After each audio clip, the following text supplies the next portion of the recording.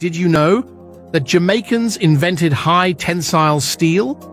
To this day, it is used to develop and maintain all first world countries.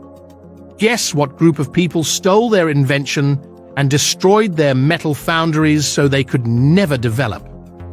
Here's one for Black History Month. Did you know that the technology for creating wrought iron that led to the British Industrial Revolution was actually created by African slaves living in Jamaica?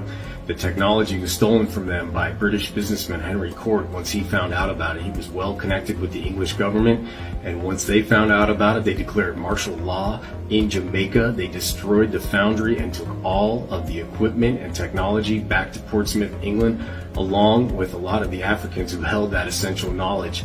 And this process was valuable. The British government themselves said it was more valuable than the 13 colonies because now we could create metal with high tensile strength that could be used in frame building, for buildings, also for ships and for engine boilers.